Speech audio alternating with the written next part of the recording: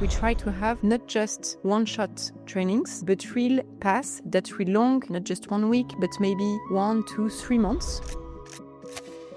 This doesn't happen all the time. I'm used to launch some training initiatives, programs, courses, and it's rare that we reach this kind of very, very high level of satisfaction. So score, leaderboard, certificate. Yeah. We have divided in 3 chapters. We have a secret room to unlock. Yeah. My dream was to create this kind of new surprise and to offer them this little gift that they would feel like they are playing when in fact they are learning something. The guest experience teams, they created the essence of the content, which is the standard operating procedure. The best way today that we found to create retention also on the long run is to... Welcome to this new episode of Emraude Experience. This is the first one. Today we are welcoming Pascaline, which is head of Accor Academy. Accor, which is an hospitality group. So we will talk about a lot about hospitality, training inside the hotel and worldwide, because you have a worldwide scope. We will talk about SOP. You will tell us more what is this. It's kind of like a training for employees and specific training, specific rules they have to follow. You have done a behind the scene podcast with our project manager, Laurent, that will be live in the same time as this podcast, but it will be very focused on the creation of the experience. You will see many secrets of how it has been done, the 3D design and all the storytelling. We are here in the Learning Lab. You know what is a Learning Lab? I think I do. It's the place where everything is created, I guess. Yeah, it's more like a place where we invite our clients for podcasts, for events, for workshop parties, maybe sometimes. As always, we start the podcast with some visual of the game. So let's go. Let's go. Hello, Pascaline. Can you describe your responsibility inside the Accor? Hello, Virgile. Thank you very much. Yes, so I'm the lead of the Accor Academy. Accor Academy is Accor's training center, which was created more than 40 years ago now by Accor's founders. So maybe just one word about Accor itself. Accor is one of the leading hospitality groups, which operates across 110 countries today. So Accor, it's a lot of hotels. It's 5,600 hotels, 10,000 restaurants, and it's also many brands because we have more than 45 brands. So those brands, I'm sure some of them you know very well. I know there are some even across the street here. So you have the eco brands such as Ibis. You also have the mid-scale brands, that's Novotel or Mercure, for instance. Then you have the premium brands. So you may know Pullman, but also Swiss Hotel, Mövenpick. And there's also another division, which is for luxury and lifestyle brands. So altogether, that represents a lot of employees that work throughout the world within the Accor brands. Altogether, it's 300,000 employees who work within the Accor network. And our responsibility as an Accor Academy for 40 years has been to develop and train those employees. 300,000 employees to train? Yes. Every day. That's a responsibility. How do you manage to train all these employees? It's like...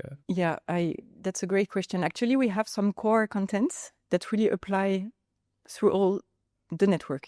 So all the Accor hotels, they will access to some trainings which have to do with Accor's policies, Accor's sustainability and strategy, Accor's social care and impact pillars. So all of that, it's, I would say, one size fits all. Everyone's really receiving the same kind of training materials because it's so important that we have the same kind of core values. What we also have in common for all the hotels and all the brands is the Accor culture. So it's about the heartist culture. At Accor, we talk about heartists.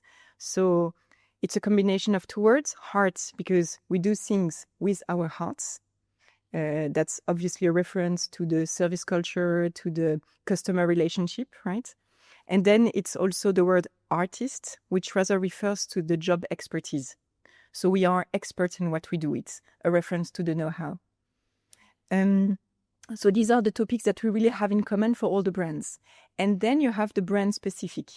We now are in a brand-led organization. So that means that there's more and more emphasis which is put on the brand-specific topics. And therefore, we have brand-specific trainings. I would say the best example so far is the fact that we've relaunched in 2025 some service culture trainings. So it really aims at explaining that you don't welcome and you don't serve a guest in the same way when you work in an Ibis hotel compared to when you work to a Novotel, for instance. So it's super, super important that in our trainings, we also mirror these brand-specific elements. Okay, so dedicated training for specific brand and specific people too, because you have 4 main workforce. Yeah, you're right. Within the hotel, there are a lot of jobs, a lot of different functions and roles, actually. So if I'm only mentioning the most obvious ones, I would talk about the front desk, receptionists. I would talk about the F&B teams. So that includes both the kitchen employees and the waiters, for instance, and the bartenders. Then you would have the housekeeping teams, which play a significant role when it comes to quality, obviously. And then there are all those functions that are maybe less visible from the guests, because these are the back office functions. And I'm talking about the HR teams, the finance teams, obviously the management teams. And that's another type of roles that you will find. So yes, going back to your question, for all those different roles, we have specific trainings that really aim at growing their skills and bringing a high level of performance within the hotel.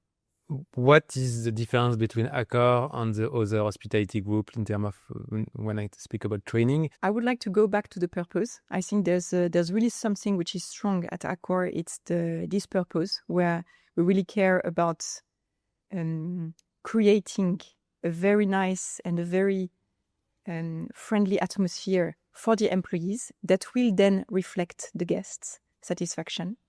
So you could talk about symmetry of attentions. The more we care for our employees or the employees working within Accor brands, the more they will care for the guests. I think that's one thing that really makes us special. And in terms of the way we deliver our trainings, you can really say that it's well reflected.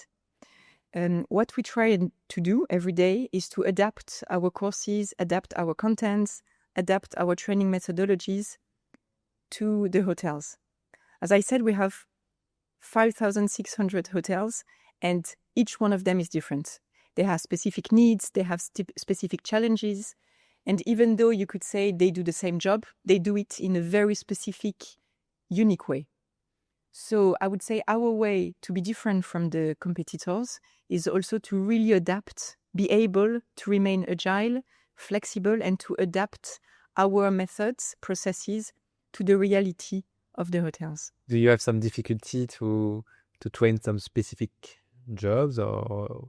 I would say that looking at the various jobs that we can have in the hotels, probably the highest challenge we have is the fact that not everyone has a laptop. So we are not in a situation where we would digitalize everything and rely completely on the IT tools, right? So that leads us to really adapt the methodologies that we use. most of the times, what we do offer are some hybrid, blended courses, which means that we try to incorporate some live workshops, face-to-face trainings, or on-the-job coaching, because we know that, we can't really rely on the digital solutions. I'm saying that because I know it's super trendy at the moment, and you could say, okay, it's super easy now that we have digital solutions, AI, and so on. You can just put that on your digital roadmap and job is done. Box is ticked. But I think it's a little bit more complex than that due to the reality of those hospitality jobs. Another challenge which I think we are facing is the variety of cultures and languages that we have to deal with. When you operate within more than 110 countries, that means that you have probably as many languages that you would like to have to incorporate within your trainings. That's not always possible. It's a very high cost, and even though AI is supporting a lot the translations, in my opinion, it's still not optimal enough in terms of the quality. So we have something which is specific at Accor, which is this Accor Academy. The Accor Academy is organized in the way that you have one centralized team. This centralized team is designing the core contents of everything that is then being rolled out in the regions. And then you also have some regional academies. Those regional academies are really the ambassadors of the academy locally. They are the ones who are going to activate the training locally. They have trainers, they have local facilitators, and those persons can speak the languages, and they can really adapt, and they can really translate, and then they can really accompany on the job. I think this workforce that we have here is super precious because that enables us to go to the different roles, the different functions, and to adapt on the job. Can you maybe give us some example of what are an SOP for a housekeeper? Like when I discovered the training, all the rules, I was very surprised that everything was so documented. So can you give some example of? Of course. Standard operating procedures are super important, and they exist by job role because we need to make sure that for each role, you really have some standards that are being applied. So standards, when it comes to housekeeping role, it can be, for instance, how to cleanse the bathroom, what to do if you have some amenities which are empty. Are you supposed to refill them or do you leave them the way they are? It can be how to sort the waste. It can be which kind of linen sheets and how to put them properly on the bed. So it's really detailed instructions on how to do the tasks one by one. What are for you the best method to engage? Engagement, like making these people want to train, except obviously the experience we did together that we would talk after. But what are the other things that we have to think and engage and create retention about? The best way today that we found to create retention also on the long run is to create some paths, some real development paths, because we see that one of the biggest challenges that the hotels encounter is the turnover. So it's always a big issue for us when someone comes to a hotel, starts doing their jobs, and then after 1 month, sometimes it's even a few weeks, they would leave the hotel. That happens, unfortunately. That's the turnover. It happens also because sometimes the onboarding needs to be secured in a different way. So we need to work really on paths, as I said, to engage on the longer run. I think employees, what they need now is perspectives. They need to have some paths where they can see actually how they're going to grow step by step, what's going to be actually their next career step.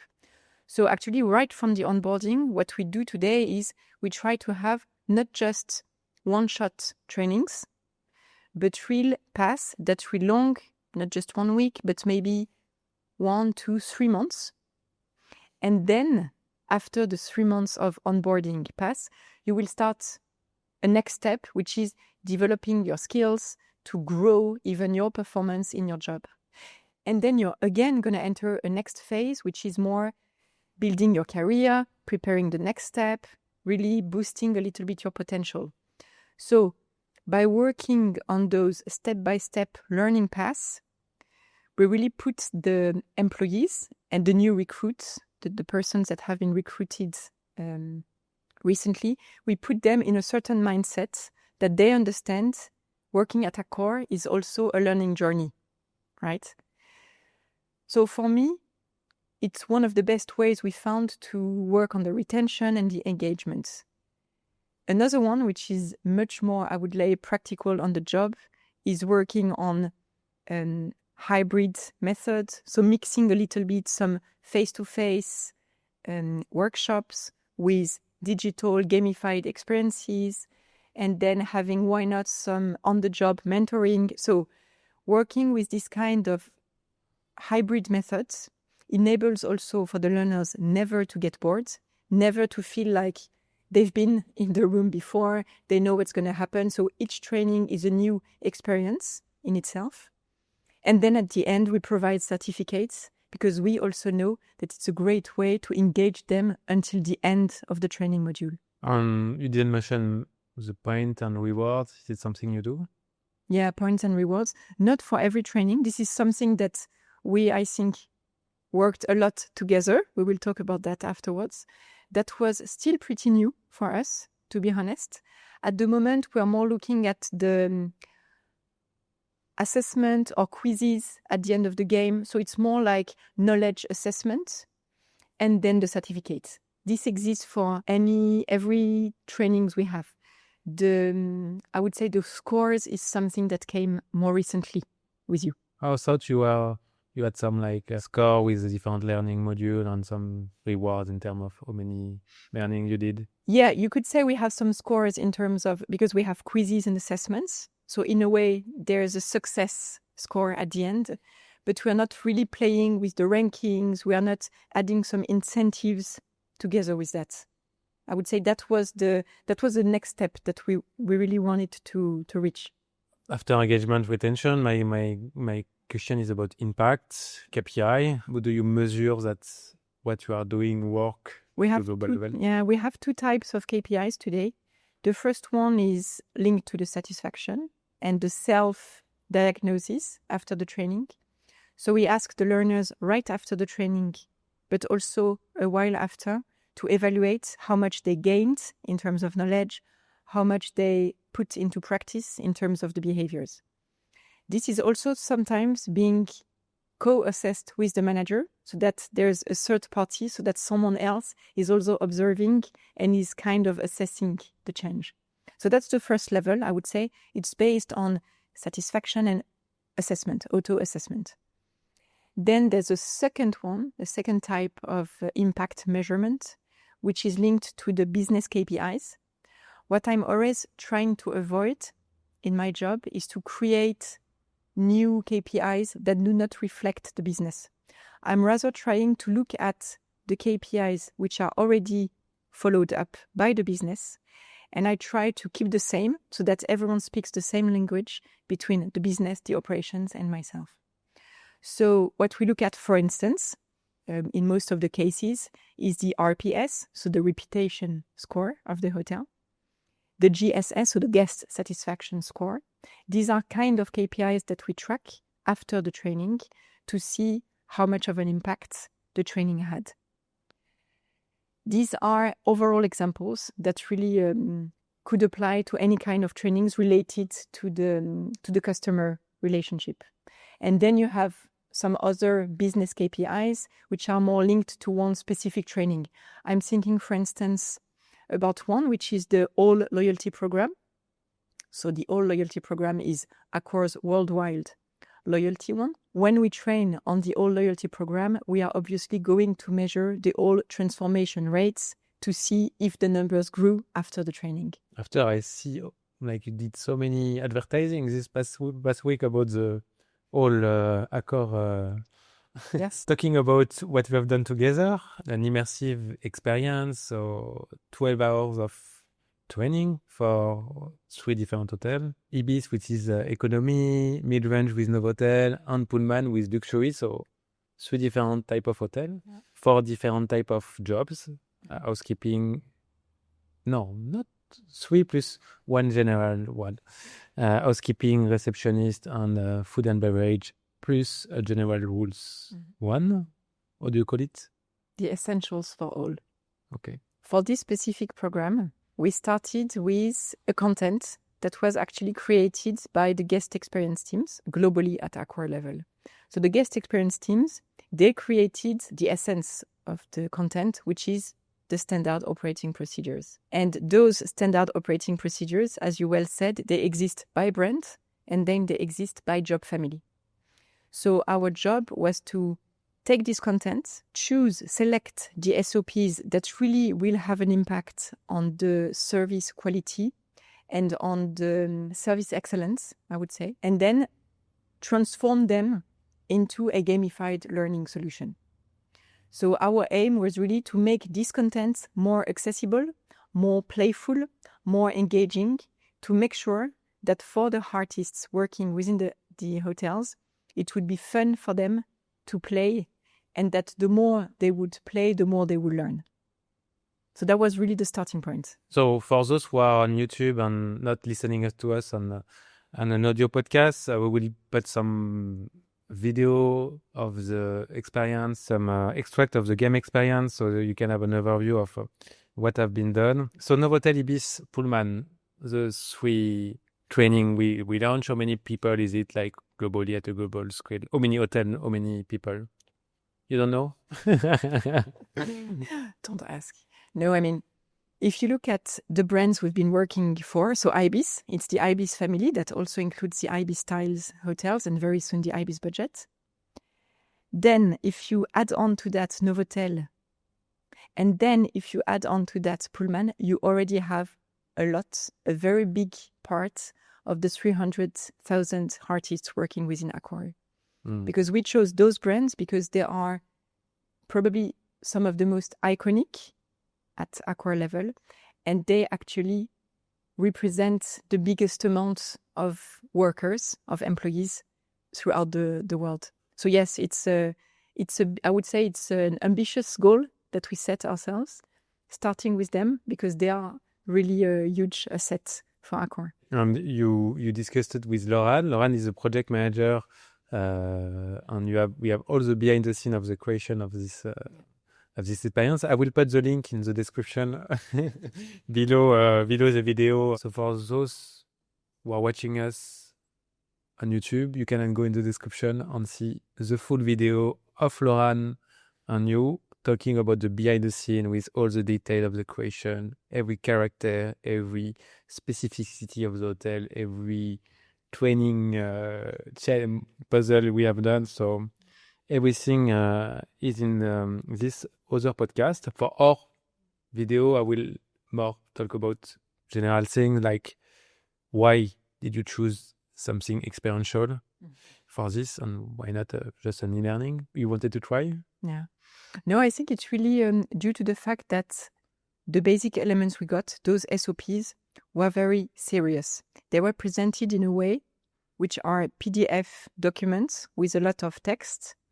And that really inspired us to test something, yes, to try something new, because we thought, okay, this is super important.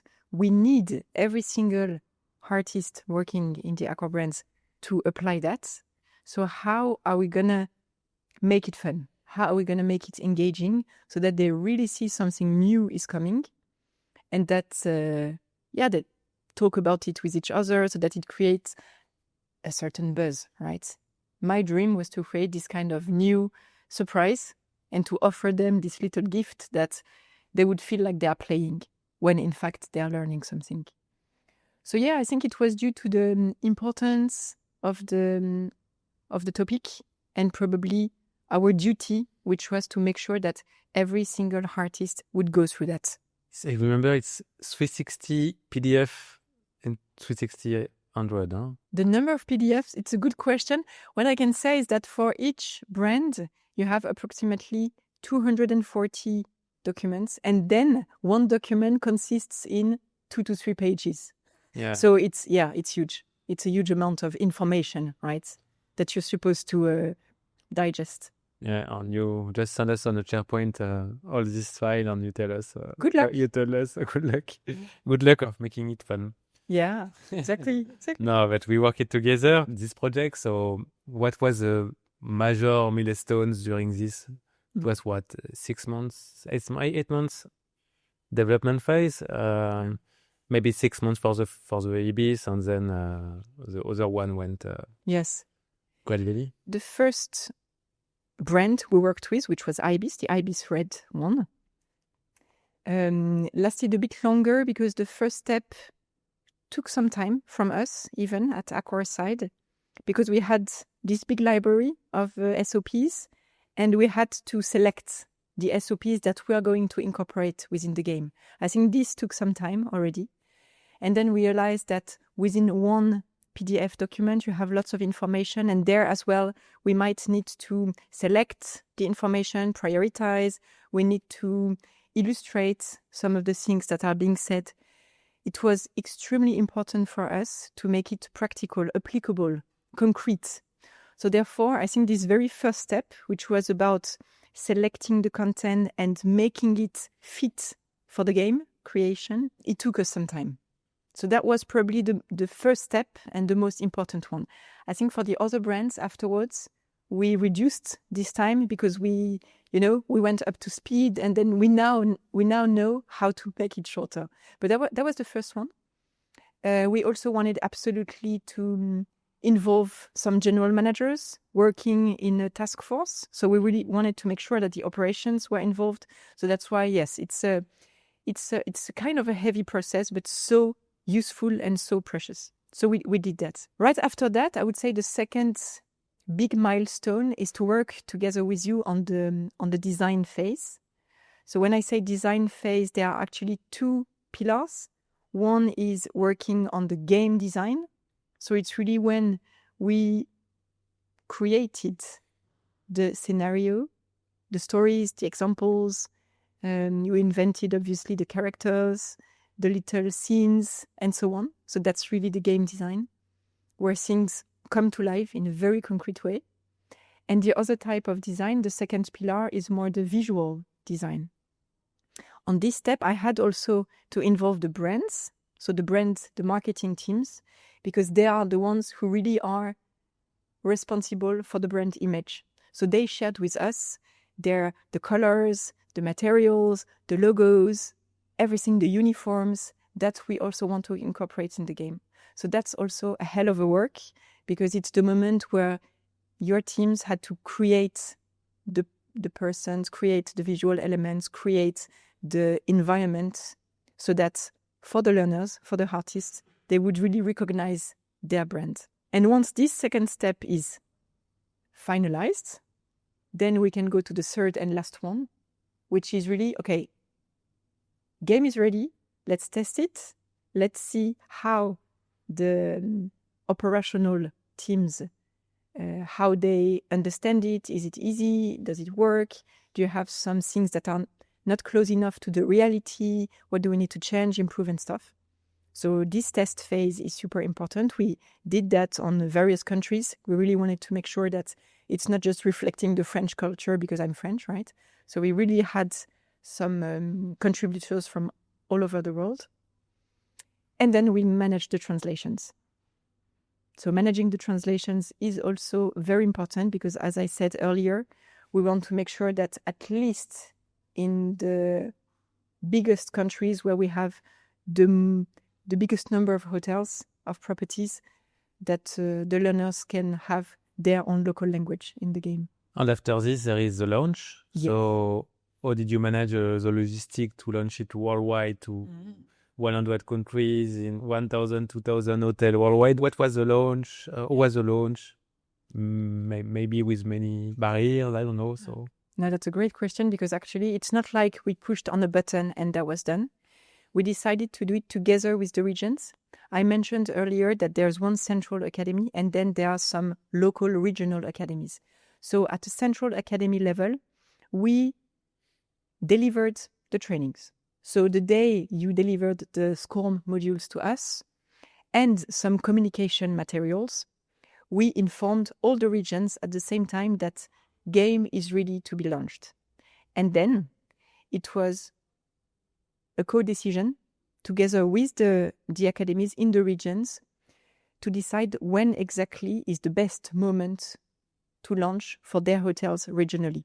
So at the end of the day, we don't have exactly the same launch date between France and China, for instance, because depending on the season, depending on the, holiday period, for instance, depending on the business topics that are happening locally, the leader of the China Academy might have decided for another launch date, right? So we really empowered the academies to decide what's the good moment for them and for their hotels, obviously, to launch. I think another asset which you delivered to us and then we were able to deliver to the local academies is this communication kit. So that was super important to make sure that the launch is successful. So in this communication kit, we have some slide decks, but we also have some videos, some teasers, so that the academies can really create some excitement around the launch. There are some nice visuals, email templates. So all of that was provided to the regions to secure a seamless launch experience. After the logistic part, the launch, I guess you have some feedbacks from your academy leaders, from different learners. Do you have some feedbacks to share with us? Yeah, from the learners themselves. I'm going to start with the feedback I'm most proud of, and I think you probably should be. It's the basic one, the satisfaction one. Mm-hmm. At the end of the game, we ask the learners to assess the training, to assess. So there's one global satisfaction rate, and then there are really some ENPS, where we measure also their willingness to recommend the training to fellow learners. And right from those first questions, you can see that there's a very high satisfaction rate.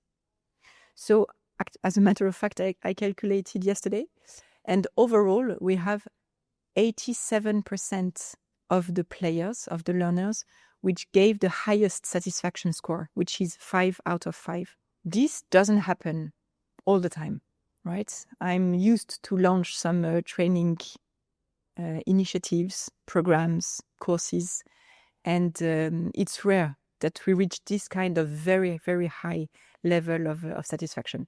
So that's, I would say, the one I'm mostly proud of. And then, as I said, there are also some NPS questions where we ask the learners how they would recommend the training, how they would rate as well the experience, and so more specific questions. And on all of them as well, we have every time minimum 4.5 out of 5 satisfaction scores. So I think that's really amazing. I know you love KPIs. That's why you ask us that many feedback. You even ask how can they apply what they learn to their daily life. And there was a question like this at the end. How useful is that? Yeah. And how are you going to use that effectively on the job? Yes, you're right. That's one of the questions we ask. We added many engagement and retention features inside the experience. There is the score, there is a leaderboard between hotel in countries. So every country has its own leaderboard with the best hotel, and there is an average rate based on all the people from the hotel that played. Yeah. So basically you have it's like LC competition, but with this leaderboard, you will ask your colleague, okay, let's try to beat the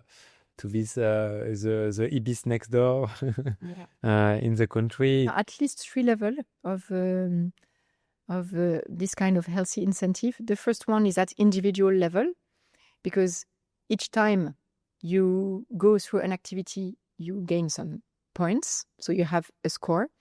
And only from 80% of success will you get your certificate. So that's one first strong ambition, right, that we have for the learners individually.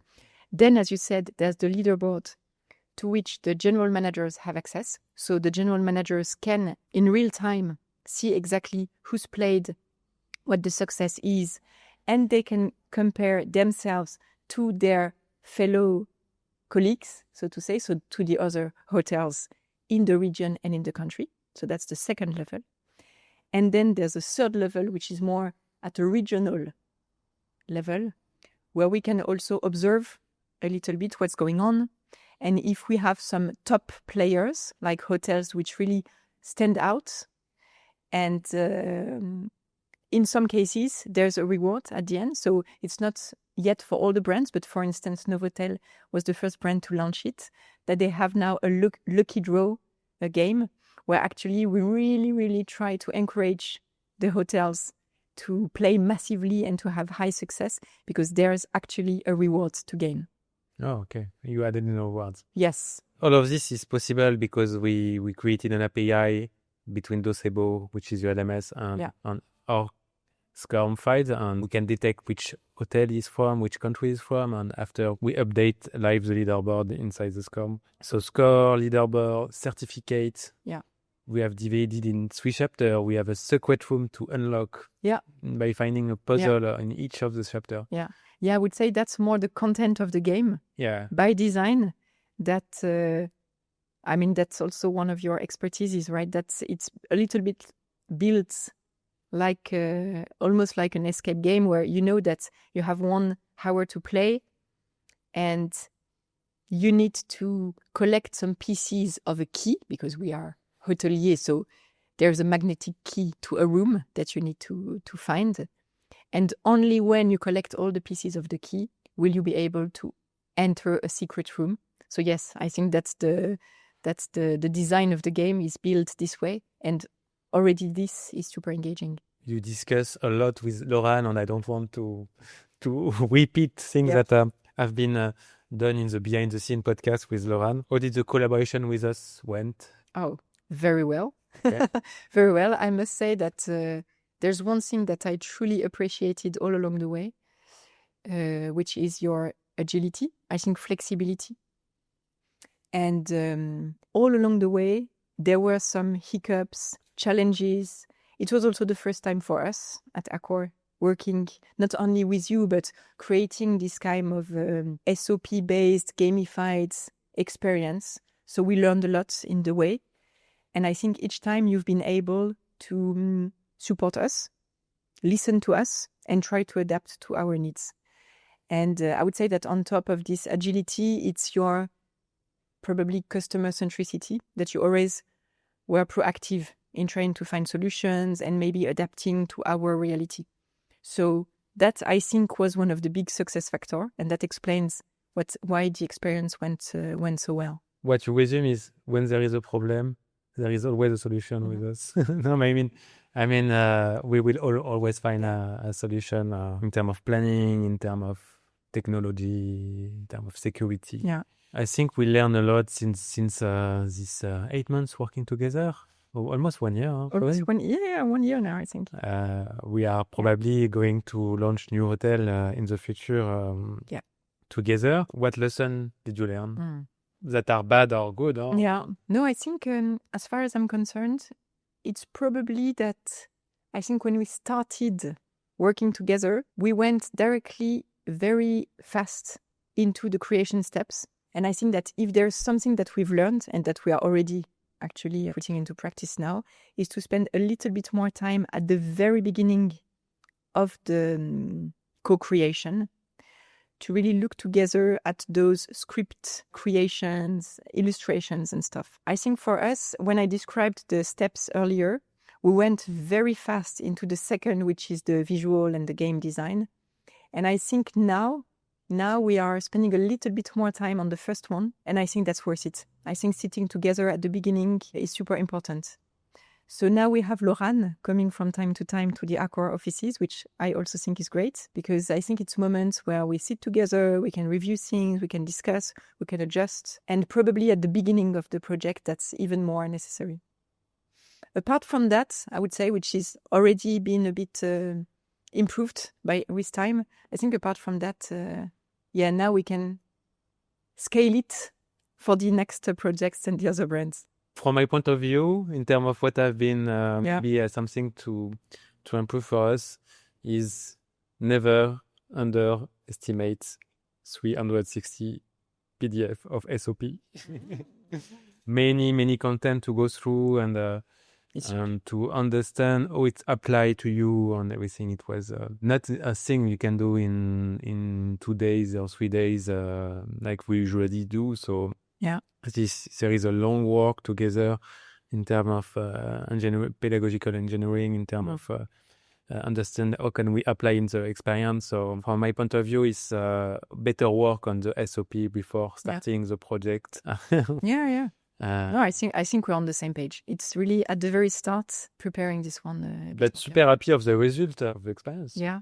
How's the result compared to your other creations? Do you think it's a good one? What do you mean in terms of KPI? In terms of what I feel about 87% of satisfaction. Is it an average for you, or Of is course. it? Yeah. No, but Cool. no, I rate of satisfaction generally. It's very nice, 87%. We like to see completion rate. We like to see all the number and see because completion is it simple to use or not? Is it adapted to everybody or not? So there is many KPI we analyze. But I'm super happy with the result. If people are happy, I'm happy. And this is what we are doing. And Yeah. Another thing that I like, thanks for mentioning that, is the verbatims. The fact that we have real life qualitative feedbacks. And yes, indeed, it's also something that I noticed. Every week I'm receiving these automatic reports. yeah, where I can see the key figures, obviously, plus the verbatims. And this is super, super useful. And I know that you're also looking at that, and that whenever there's a negative verbatim, that's rare, but that happens, that we are both looking at our laptops like, what happened? And already trying to think of, okay, the reasons, the deep root causes, and what can we do differently? So I think on this, another thing I appreciate is that I feel we are both committed to the success, right? It's not like you delivered something and then I'm alone with my product in a way, and I feel that there's a strong sense of engagement from your side, that you're not going to leave us alone, right? But also really looking at the feedbacks from the learners. Exactly. That's you have a weekly report. We have a daily report, so we can. Okay, so you're even more. We can looking at the details. We analyze every time if everything is fine. And I have a question. You can answer or not, but I'm very curious to know who is the best Ibis hotel in France. Oh God! In terms of scoring, in the leaderboard. Scoring. In the leaderboard. No, I can't answer this one. Not because I don't want to, but because I did not check the very recent podium. Okay. But it's not a secret. If you want, we can add that.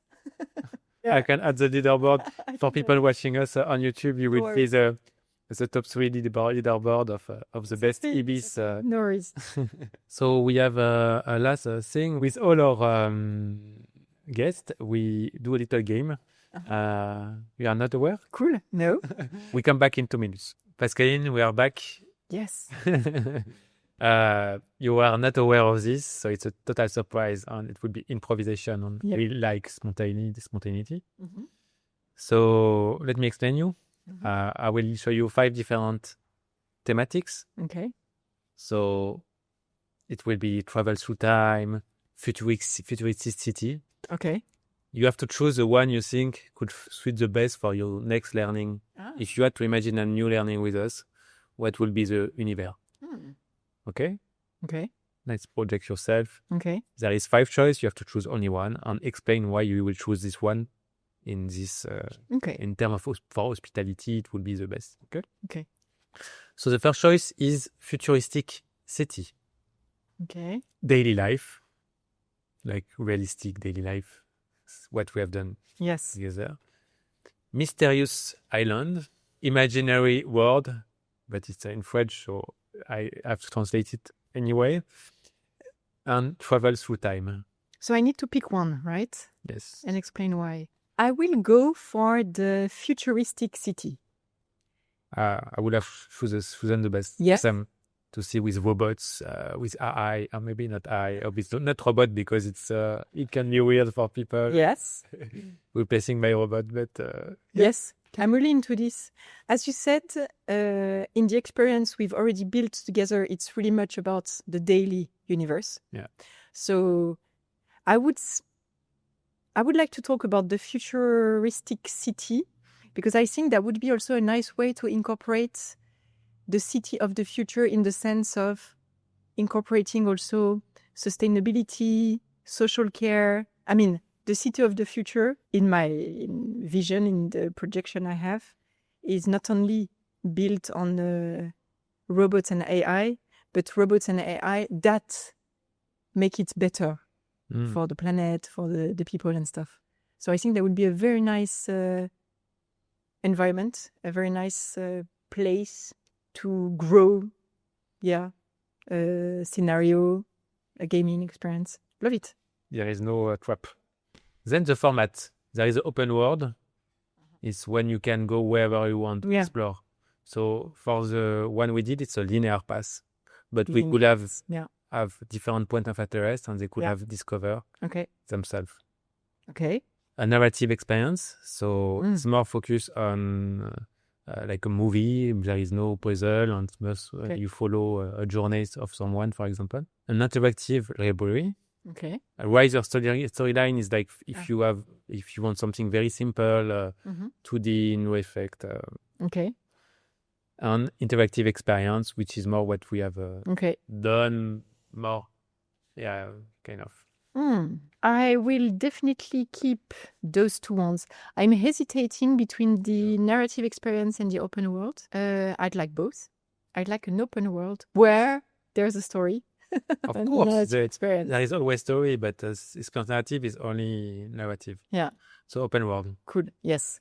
And then we have the avatar. Okay. Today, you have this one, like something very realistic, close to the 3D. Indeed. This is what we have, yeah. There is another one here. Ooh, okay. Here is more fashion. Indeed. 3D futuristic. Okay. But not very human. Indeed. I'm not sure we want robots. Very illustrated. This is the style we initially wanted to do with you. I remember. And you said no. On the sketches. There is this one. A 3D perfume bottle avatar. And this is a drawing of clients or a person working at the staff. A bit like a comic. Like in a comic book. Kind of. Nice one. So, for your open world, futuristic city, what will be the companion of the learner? I think if I keep the idea of the super futuristic city, I like this one actually, which is not real completely, but also had assets which you can recognize. So I'm not talking about the clothing itself, but the fact that it's definitely a character you can identify yourself with, but it doesn't have realistic features at the end. It's like a robot, but which you can identify to. Okay. Like kind of Burning Man style. I don't know. Yeah. Then you have avatar. There's some features. If you had to choose one. Okay. To custom your avatar. So you can, with your points, you can unlock new bags, new things, and custom it. Badges and trophies. Okay. A leaderboard, like we have in the experience with the leaderboard by country. Some design very immersive. Or multiplayer mode to play as with teammates inside the experience. I want all of them. I know, but you have to choose one. So, do you want me to choose one that we did not already work on? No, the one you think will suit the best learning. Then it's the avatar. Customization of your avatar. Because with the one I chose, I think it's important that they can then play with the outfits. Then there is a KPI. That you love. It will be an hard work to translate that. So, or you can apply what you have learned inside the real world. Okay. How applicable? To compare with people that didn't do the module and people that did the module, if they are better or not. Yeah. The quiz score at the end, if you want to have a recap quiz. Okay. How many people think that the experience was useful? How many people replayed the experience voluntarily, and if they are good or not good after or before the experience. I think there's one which wait a second, I want them all, of course. I'd stick with the basics because if you don't have that, you don't have anything, which is the performance gap, performance improvement before and after. Actually, just one note, because I was super hesitating with this one. So between the difference between non-player and the player. gap with yourself before and after, and the gap with others who did not play. This one, the gap with the others who did not play the game, is something that we are actually looking at the moment. To measure. This is something that we started. We have 5 hotels, which we are now comparing to non-playing hotels, and we are actually. So, I'm not going to choose this one because we are already doing it now, but this is if you don't have that, you're missing the most important, I guess. stick with the basics. Perfect. If you have to choose, so we have Emraude app. I don't know if you know Emraude app. It's an app where you can do many things with our experience. Okay. Like translating. Okay. And there is something I will share. Okay. So to have a Weekly, weekly recap of all your KPI, you already have. I have it. To modify at distance text, video, PDF, picture through the app that you already have. Text. Not with the images, No, because it's 3D, live 3D, Okay. so it's complicated. The 2D, you can translate the experience in any language at distance. To have the subtitle on all the video in all language at distance. You have it. You have all the features already. If you have an artificial intelligence avatar, so an avatar which is configured with the ER, you can change through the app the behavior of the avatar depending on the country. Okay. And the dashboard with all the KPI you have access to. Okay. I'll choose the avatar AI personalization. Oh, okay. Yes, because it's the only one we don't have yet, I think. And I think, again, it fits well with the avatar I chose. I think that makes sense. So thank you, Pascaline. This look an amazing scenario and nice game project, yes. To work with together. Thank you so much for coming here in the Learning Lab. Thank you very much for having me. Thank you so much. It was nice. Thank you so much for listening to this new episode of Emraude Experience. Please go check the video of Laurent and Pascaline and the behind-the-scene video with all the details and all the image of the experience behind the scene, how it has been made, all the secrets. And we see each other very soon. Thank you.